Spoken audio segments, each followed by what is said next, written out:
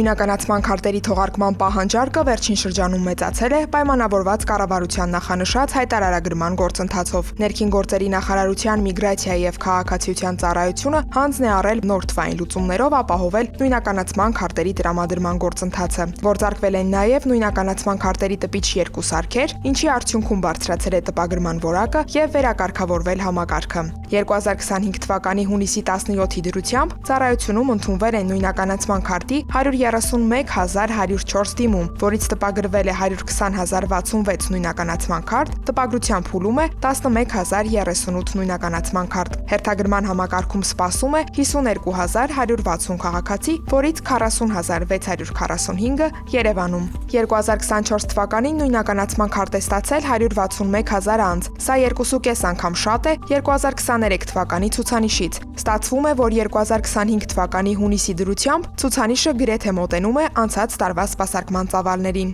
Նախաձեռնել ենք մի շարք լուծումներ, որոնք որ մեզ թույլ կտային թողունակությունն ավելի ընդլայնել նույնականացման քարտերի տպագրության եւ կարողանայինք ավելի մեծ ծավալ սպասարկել մեր քաղաքացիներին, եթե այսօրվա կտրվածքով նայենք, օրական շուրջ 1000 նույնականացման քարտի սպասարկում կարող ենք ունենալ, բայց այս թիվը արդեն իսկ ենթակա է լինելու կրկնապատկման, որովհետեւ մենք ձեռք ենք բերել 2 նոր տպագրական սարքերի համար նախատեսված լազերային համակարգ, որը թույլ կտա ավելի արագ տպագրություն իրականացնել նույնականացման քարտերի եւ ըստ այդմ թողունակությունն ավելի մեծացնել այս տեսանկյունից։ Քաղաքացիներին մատուցվող ծառայությունների որակի բարձրացման, այդ թվում օրենքով սահմանված ժամկետների պահպանման համար միգրացիայի եւ քաղաքացիության ծառայությունը ներկայումս աշխատում է առանց հանգստի։ Կարող ենք արձանագրել, որ կուտակումների հետևանքով քարտերի տրամադրման ժամկետների ուշացումների խնդիրն այլևս անցյալում է։ Միգրացիայի եւ քաղաքացիության ծառայության տեխնիկական սպասարկում իրականացնողներն ուսումնասիրել են էլեկտրոնային հերթագրումների օնլայն հարթակը եւ հայտնաբերել են հերթագրումներ նույնականացման քարտ ստանալու համար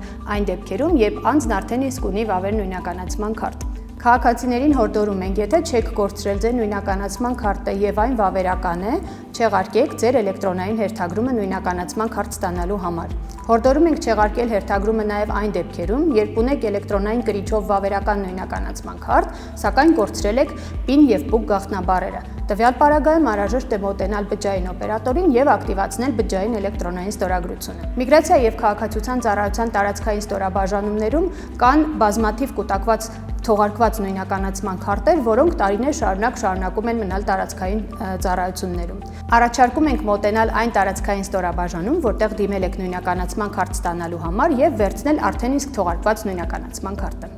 Եթե դեռ չունեք նույնականացման քարտ, ապա անհրաժեշտ է մուտք գործել migration.egov.am կայքի նույնականացման քարտի տրամադրում բաժին, ընտրել ազատորն ու ժամը եւ մոտենալ սպասարկման։ Մարզերում իրականացվում է նաեւ կենթանի հերթի ձևաչափով սպասարկում։ Կարող եք մոտենալ Երևանից դուրս գտնվող միգրացիայի եւ քաղաքացիության ծառայության ձեզ հարմար ցանկացած տարածքային ստորաբաժանում եւ տեղում հերթի տերմինալից կտրոն վերցնել, սպասել ու սպասարկվել։